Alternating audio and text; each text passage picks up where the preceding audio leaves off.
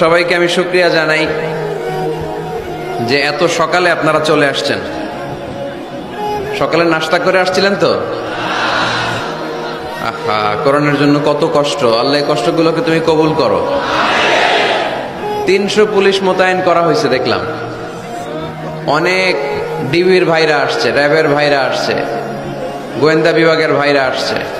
আমি আগেই চলে আসছি। গতকাল রাত 2:30টায় এসে পৌঁছেছি আপনাদের মাদারীপুরে। আসা মাত্রই আপনাদের স্বনামধন্য ওসি সাহেব নাসির ভাই ফোন দিলেন, বললেন হুজুর আপনি আসছেন? আমি বললাম আসছি।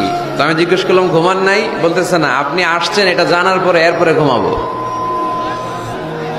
তো উনি মিশনে ছিলেন বাইরে 1.5 বছর। বললো হুজুর প্রতি রাতে আপনার একটা ওয়াজ না শুনে আমি ঘুমাই নাই। আপনাদের মাদারীপুর জেলার এডিশনাল এসপি দিদারুল হক ভাই না, বদরুল হক সাহেব আসছে।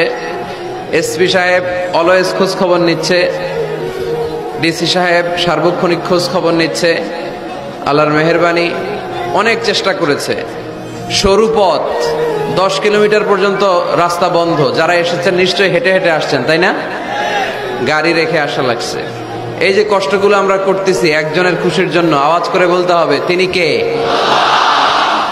আমরা শুধু আল্লাহর খুশিই চাই, তাই না?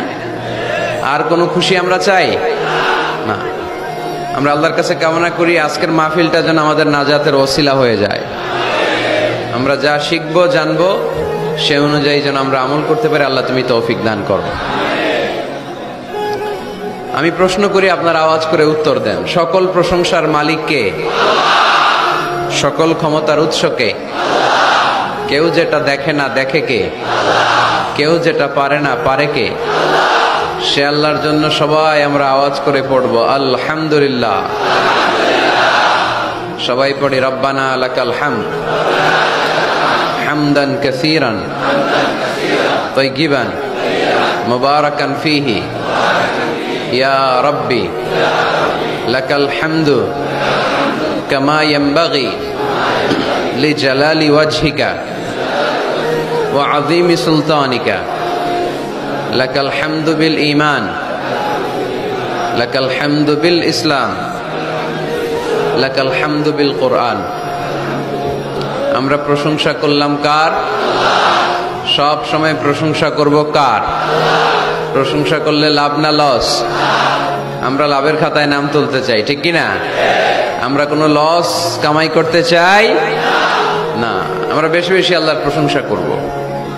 আমরা যেন প্রশংসা করতে করতে আমাদের জীবনটা শেষ করতে পারি। আল্লাহ তুমি তৌফিক দাও।